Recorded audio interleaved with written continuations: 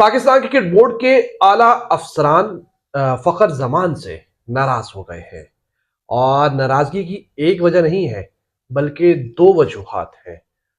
फखर जमान ने हालिया एक ट्वीट किया बाबर आजम की फेवर में, जब उन्हें गुज़िश्ता रोज स्क्वाड से ड्रॉप किया गया। एक वजह तो ये है। दूसरी, आपको याद होगा कनेक्शन कैंप में आप एक तरीके से कह सकते हैं कि सबके सामने पीसीबी अफसरान को आड़े हाथों उन्होंने लिया। उस वक्त तो अफसरान ने अपने हक में सफाइयां पेश की, लेकिन पीठ पीछे फ़खर ज़मान के खिलाफ मामला जो है वो चलाए गए। और उस वक्त भी हमने कहा था कि फ़खर ज़मान ने किया तो बहुत अच्छा है। फ़खर ज़मान ने उनको बता दिया, उनकी असलियत बता दी कि वो कितने कैपेबल हैं, कितनी उनके अंदर सलाहियत है और किस तरीके से पीसीबी के आला ऑफिशियल्स क्रिकेट बोर्ड को तबाह करने के में जिम्मेदार है। लाजमी सी बात है, लाखों रुपए वो तनख्वाहें ले रहे हैं, सालाना करोड़ों रुपए की तनख्वाहें ले रहे हैं, तो वो फ़खर ज़मान जैसी बगावत को कभी भी बर्दाश्त नहीं करेंगे। इससे पहले कि कोई और खिलाड़ी खड़ा हो जाए, वो फ़खर ज़मान को साइड लाइन करने की कोशिश करेंगे।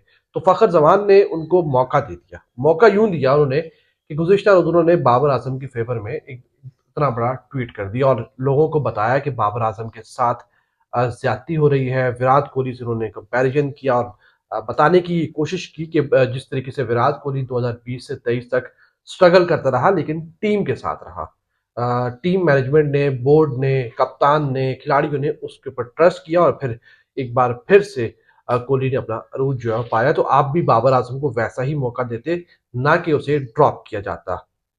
देखिए फ़खर भाई, पहली बात तो आपकी बहुत दुरुस्त थी। उस बात पे तो हमने वीडियोज़ ही बनाई। पूरा पाकिस्तान आप कह सकते हैं कि 95% 96% लोग आपके साथ थे। उन्होंने कहा कि फ़खर ज़मान ने बिल्कुल सही किया है।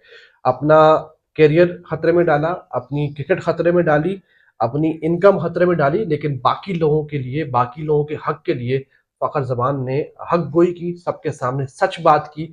और इस बात का क्रेडिट जो है फ़खर ज़मान को जाता है। मुझे लगता है शायद फ़खर ज़मान ने उसी बात को कैरी करते हुए कि यार पूरा पाकिस्तान मेरे हक में जा रहा है, तो बाबर आजम के हक में भी एक बात कर दी। लेकिन हर बात को फेवर नहीं किया जा सकता, हर बात को सपोर्ट नहीं किया जा सकता अनटिल अनलेस कि वो सच पर कितनी मबनी है। तो वो बात आपकी हकीकत पर मबनी थी। खिलाड़ी के साथ ज्यादती होती है, खिलाड़ियों को बहुत ज्यादा रुलाया जाता है, खिलाड़ियों को तंग किया जाता है। हम खुद फील्ड की जर्नलिस्ट है ना, हमें अंदाजा है कि पीसीबी ऑफिशियल्स का रवैया क्या होता है। मतलब ये समझते हैं पीसीबी ऑफिशियल्स में, आपको हकीकत है बात, किसी को बुरी लगे अच्छी लगे, ये हकीकत है। पीसीबी ऑफिशियल्स को लगता है कि उनसे अच्छा, उनसे मतलब टैलेंटेड, उनसे बेहतरीन और उन जैसा कोई अफसर किसी इदारे में पाकिस्तान में है ही नहीं।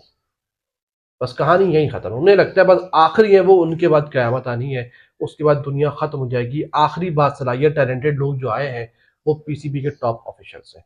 टॉप ऑफिशियल्स का नीचे के लोगों को भी यही लगता है, क्योंकि आप कह सकते हैं कि मीडिया फेम बहुत ज्यादा है, चर्चा बहुत ज्यादा होता है, बातचीत बहुत ज्यादा होती है पीसीबी से मुताल्लिक, क्रिकेट से मुताल्लिक, क्योंकि पाकिस्तान में एक ही स्पोर्ट है, एक ही खेल है। आप हॉकी, फुटबॉल इधर उधर नहीं जाते। खैर, मौजूद से हम हट रहे हैं। तो फ़खर ज़मान को ये लगा शायद कि यार वहाँ मामलात उनके फेवर में चले जाएंगे, यहाँ भी।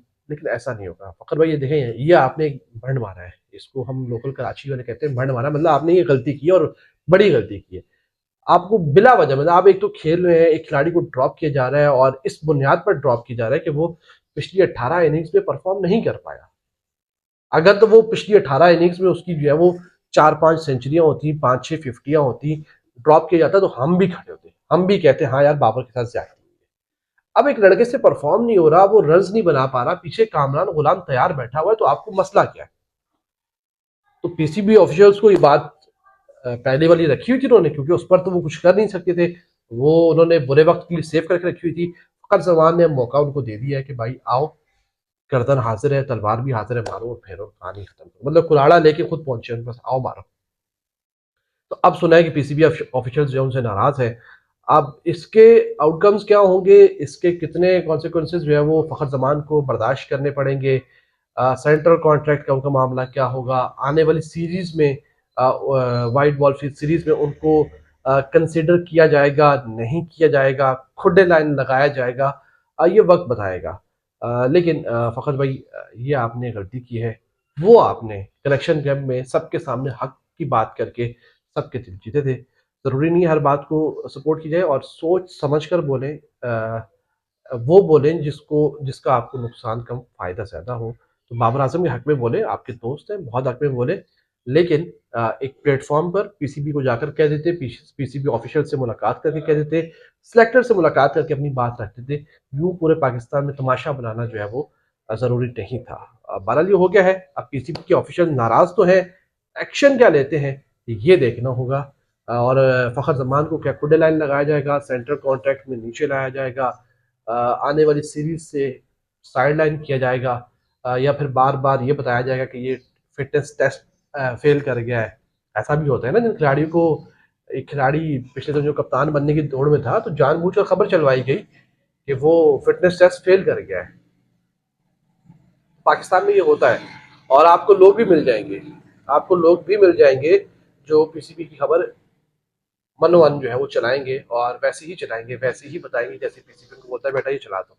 बहरहाल कहानी, बात कहीं और से और जा रही है। देखते हैं फ़खर ज़मान के खिलाफ क्या एक्शन होता है, और कहाँ कहाँ जाकर कहानी जो है वो बैठती है, ऊँट किस करवट बैठता है।